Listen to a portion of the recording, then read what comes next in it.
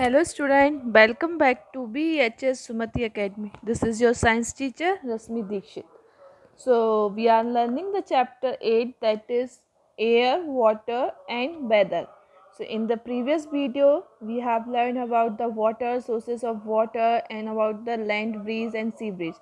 Now in this video we have to first topic we have to learn, that is purification of water. Means in this video, we will learn about different methods to purify our water. The water which we use, so how we can purify this water. So first method is sedimentation. Okay, sedimentation means in this you can see the picture of sedimentation. So what happened in the sedimentation? First, the impure water is taken into a beaker. Okay, first we take a water in a beaker that is unpurified or impure. Okay, then we allow this beaker to stand for some time without disturbing. Okay, then we keep this beaker at a place for some time without any disturbance. So what happened? So after some times the impurities which are in the water will settle down at the bottom of the beaker. Okay, so all the impurities will settle down at the bottom of the beaker, and above the area of the beaker we can find the purified water. Okay, now next we have descentation. Descentation means separating the clean water by pouring into a clean beaker with the help of glass rod. Okay, so what in this method what we do, we just uh, pour impure water in a beaker, then we keep the rod, that is the glass rod. We keep the glass rod in this beaker, and automatically the pure water come forward or come above, and we will get the pure water. Now next we have, that is boiling.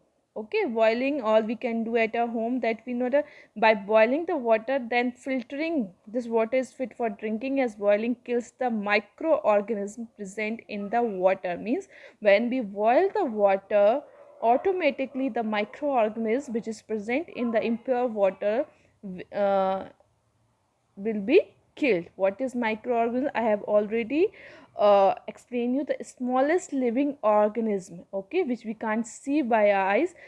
We can see these by the microscope.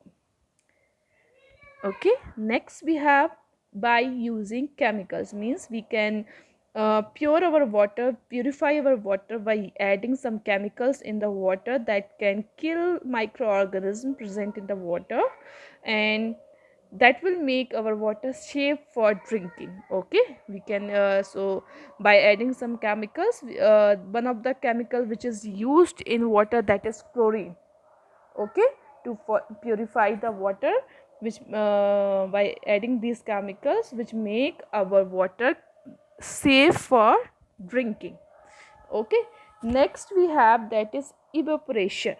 Okay, evaporation means when the water gets heated up by the sun. Okay, we all know that during the day, when the sun is present, the water gets heated up because the sun had so much heat. So due to the heat of the sun, the water is also heated up, and I told you, when we heat the water, it changes, it forms in the water vapor. Okay, when this water is heated up by the sun, it changes into the water vapor. Okay, so this change of water into water vapor is called as evaporation. Okay, the change of water into water vapor is called as evaporation. Means what is evaporation? When the water is changed into water vapor by heated up. Okay, and now when you put bed clothes for drying, after few hours the clothes get dried and water disappears. How? Okay, so this is only happened because when we put the wet cloths for drying in the sunlight, the water gets evaporated, or it converts into water vapor by the heat of sun, and when the whole water which is present in the bed cloths evaporated or becomes as a water vapor, our clothes get dried up. Okay, now why do tanks and lakes dry up in the summer? This is the same reason, because in the summer our water is heated up and it converts in water vapor.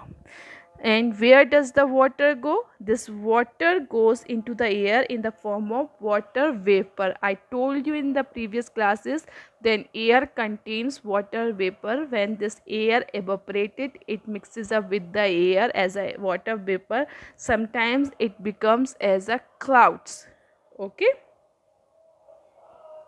Now in the book you have some activity. You can read the activity from the book and you can do it by yourself. Okay. Now, we have the factor which help in fast evaporation. Okay, so we have to learn about the factor which help in fast evaporation, like strong wind. Okay, which also helps in evaporation of water, means which help the conversion in the water into the water vapor. Large export surface means if we have a largest surface that we can easily dried up, or it can water can easily heat it up, or we converts it in itself into the water vapor. High temperature means if we have the high temperature, then easily water can converts into water vapor and dry air. Okay, if air is not blowing strongly, but if it is dry air, then easily our water can it can be evaporated. Now we will meet in the next video. Till thank you.